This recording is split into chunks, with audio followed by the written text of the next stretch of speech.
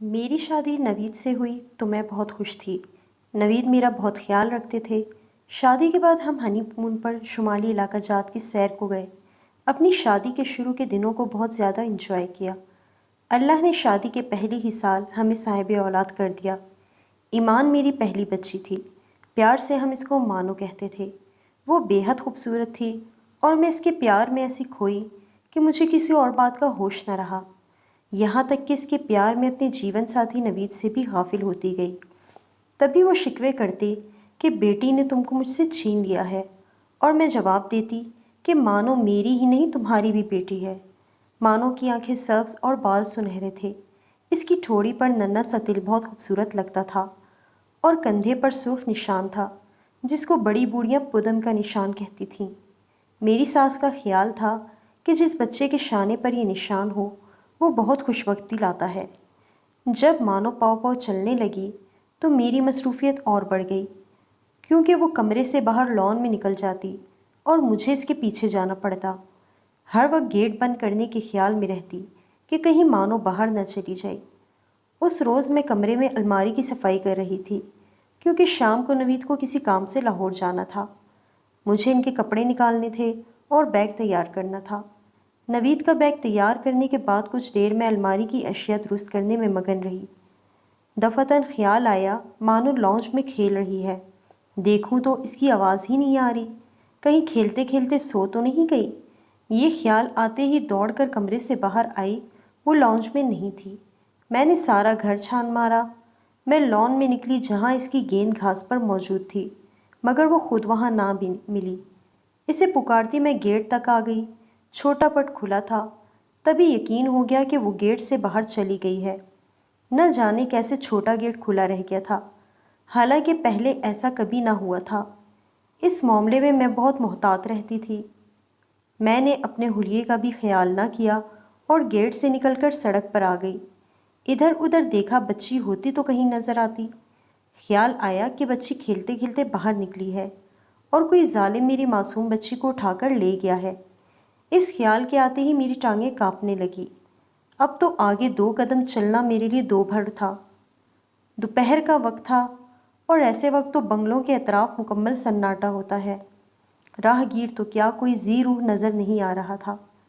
दीवानी सी इधर उधर देख रही थी कि इतने में नवीद गाड़ी में आते दिखाई दिए। इनके ऑफिस से लौटने का वक्त हो गया था। उन्होंने कार को मेरे करीब रोक लिया और बोले, क्या बात है शबाना, क्यों ऐसे हुलिये में सड़क के बीचों बीच खड़ी हो? मैंने कहा, मानो नहीं है। छोटा गेट खुला रह गया था, वो बाहर निकल गई है। वो भी परेशान हो गए, मगर मुझे हौसला देने लगे कि घबराओ नहीं, अभी पता करते हैं, कहीं साथ वाले किसी बंगले में ना घुस गई हो। हमारे घर के बराबर ही एक प्लॉट मुद्दत से खाली था, लेकिन कुछ रोज़ पहले इसकी तामीर शुरू हो गई थी। दोपहर के वक्त मज़दूर खाना खाने चले जाते थे, तभी वहाँ कोई नज़र ना आ रहा था, तो हम दोनों मियाँ बीवी ज़ेरे तामीर इमारत के अंदर चले गए। चौकीदार सोता मिला। हमने इसे जगाकर बच्ची का पूछा तो इसने लाइल्मी का इजहार किया। कहने लगा, अभी मज़दूर लोग खाना खाकर आते हैं तो इनसे पूछते हैं, शायद उन्होंने बच्ची को देखा हो। मुझे सब्र कहाँ था। ज़ेरे तामीर इमारत के अंदर घुसकर बच्ची को पुकारने लगी। अपने दिल को बहलाने की कोशिश करने लगी, इस ख्याल से कि बच्ची यहीं आई होगी और किसी कोने खदरे में इसे नींद आ गई होगी। दोपहर को वो हमेशा इस वक्त थोड़ी देर के लिए सो जाती थी। इसे पुकारते हुए जब मैं इमारत के अकब में पहुंची, वहाँ सीमेंट, रेती और लकड़ी के तख्ते पड़े हुए थे। वहाँ मुझे रेत पर कुछ निशान दिखाई दिए। बच्ची रेत और बजरी में बहुत शौक से खेलते हैं।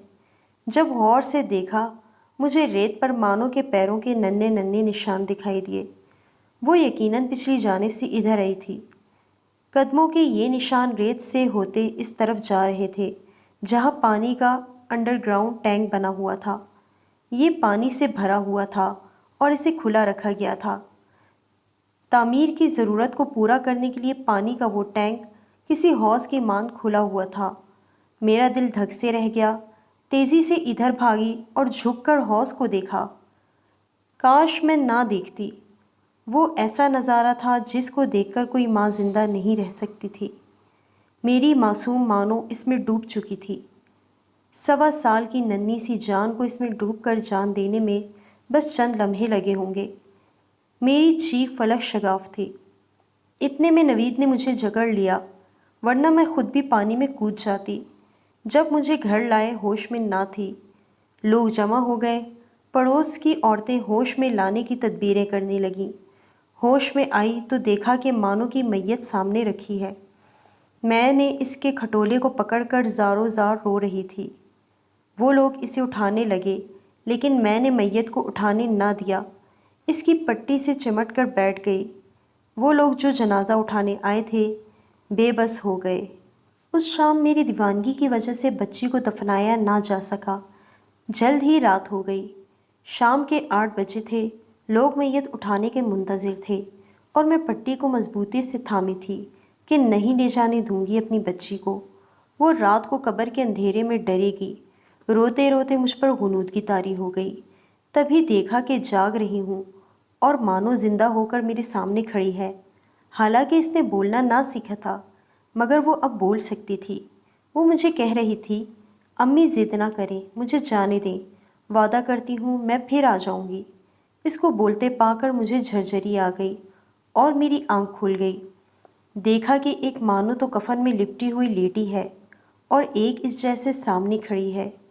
मैं ये मंज़र देखकर पसीने से शरबूर हो गई। मैंने हिम्मत करके सामने खड़ी मानो की सिमत हाथ बढ़ाया तो मेरा हाथ हवा में लहराया और इसका ह्योला गायब हो गया। अम्मी की भी आंख लग गई थी। मैंने इनका कंधा हिलाया और बताया कि मानो अभी अभी यहाँ खड़ी थी। वो बोली, बेटी तुम्हारी ज़िद ने इसकी रूह को तकलीफ़ पहुँचाई है, अब इसे जाने दो। फिर अम्मी जाकर मर्दों को बुला लाईं। इस वक्त रात के 11 बज गए थे। उन्होंने मैयत को उठाया और कब्रिस्तान चले गए। अब मेरी आंखों में आंसू थे और ना मैं धाड़े मारकर रो सकती थी। बेजान बुत की तरह गुमसुम बैठी थी। अम्मी ने ज़बरदस्ती मुझे पकड़कर पलंग पर लिटाया, लेकिन रात भर सो ना सकी। मानो की मौत के बाद काफ़ी अरसे तक इस वाक़ये का असर रहा और मैं बीमार रहने लगी। अजीब सा खौफ दिल पर तारी हो जाता था। इस अरसे में अल्लाह ताला ने यके बाद दीगरे 2 बेटे अता किए। अब मानो की याद कम आती थी। मानो की वफ़ात के 6 बरसों बाद एक बेटी हुई तो मैं हैरान रह गई, क्योंकि वो बिल्कुल मानो जैसी ही थी। सब्ज़ आँखें, सुनहरे बाल और दाएं कंधे पर सुर्ख निशान, जैसा कि मानो के कंधे पर था। मुझे लगा कि वो वापस आ गई है। जब बच्ची ने जन्म लिया और नर्स ने मुझे इसको दिखाया तो मेरी चीख निकलते निकलते रह गई। सबसे पहले मेरी नज़र इसके कंधे पर पड़ी। हूबहू वैसा ही निशान था और ठोड़ी के दरमियान तिल भी मौजूद था। मेरा रंग पीला पड़ गया। मैंने बच्ची को हाथ ना लगाया, इसे अपना दूध भी ना पिलाया। 3 दिन गुजर गए। तब लेडी डॉक्टर ने समझाया कि बच्ची को अपना दूध पिलाओ, वो कमज़ोर हो रही है। इसी रात को ख्वाब में देखा कि कोई बुज़ुर्ग हैं जो कह रहे हैं, बेटी ये तेरी औलाद है, इसे अपने प्यार से महरूम ना रख, इसे माँ का प्यार दे। मेरी आँख खुली तो बच्ची पालने के बजाय मेरे पहलू में पड़ी थी।